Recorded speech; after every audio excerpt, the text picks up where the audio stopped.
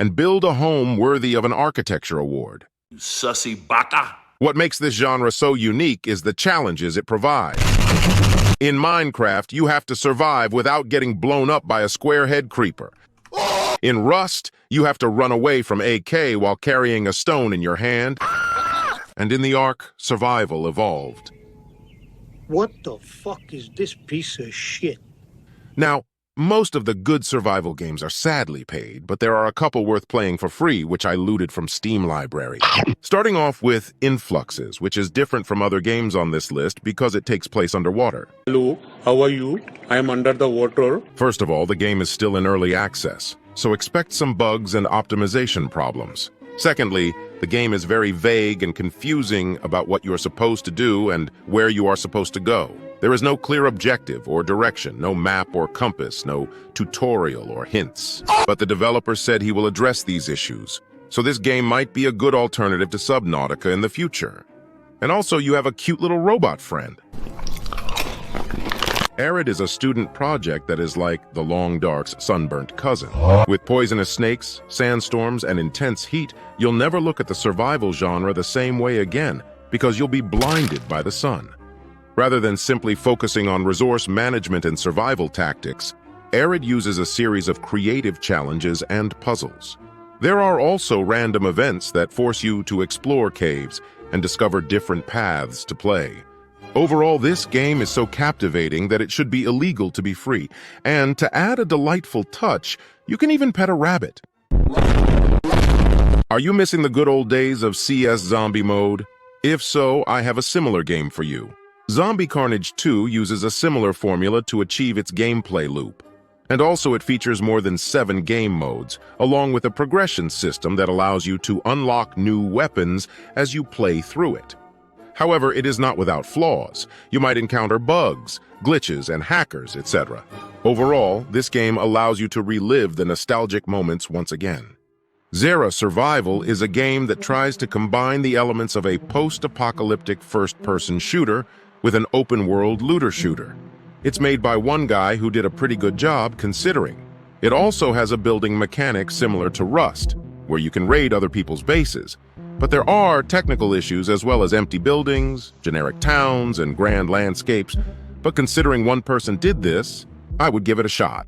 Next game is called Muck. This game is like the love child of Rust and Forest, raised in the dark caves of Minecraft. But instead of being a hot mess, it's a beautiful Frankenstein's monster of survival and adventure.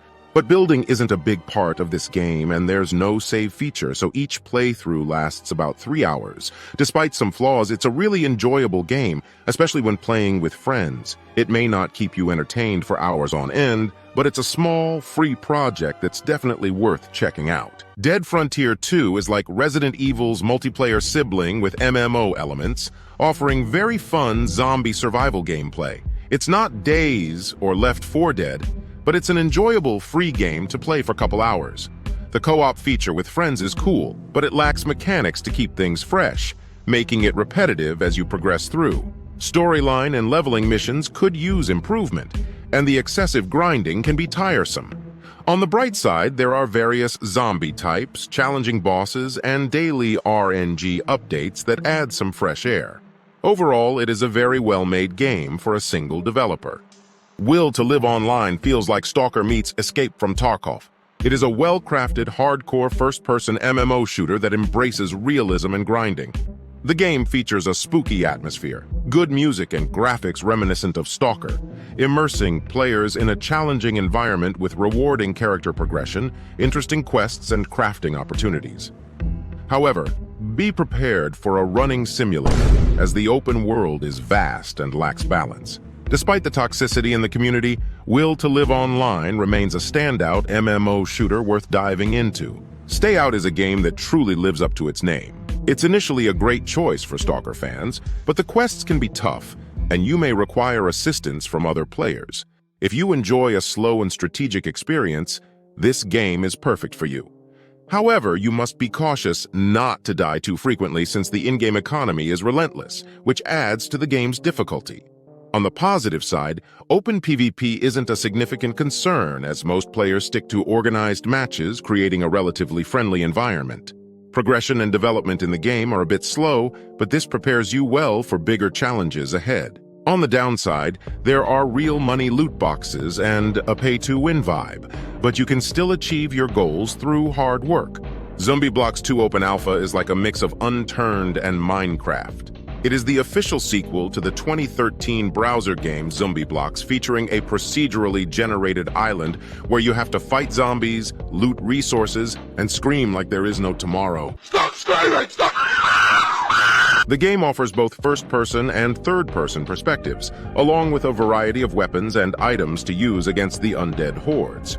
Additionally, it has a loadout system allowing you to unlock and customize your equipment before each match.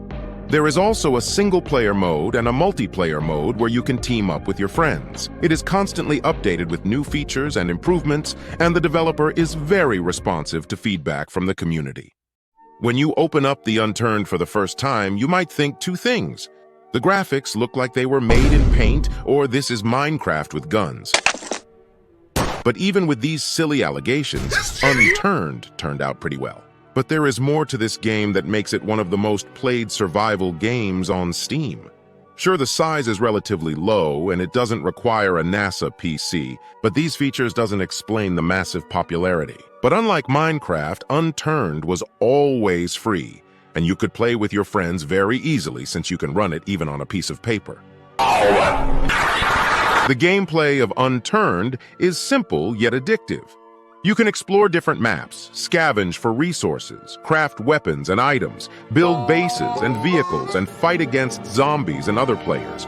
You can also customize your character with various clothes and accessories. You can also join or create servers with different rules and settings, which is one of the best features with the modding community. You can join servers that have very interesting modes. Unturned is a game that doesn't take itself too seriously. It may not have the most realistic graphics or physics, but it has a lot of heart and creativity. And with Unturned 2 on the horizon, it might be a good time to return to the game or start playing it for the first time. Well, this is the end of this video. As always, if you have any free game suggestions, drop them in the comments. If you liked the video, make sure you subscribe and give it a thumbs up. And every day, take care of yourself better than yesterday, because it is the only way to grow and be a better person. And also check my other videos.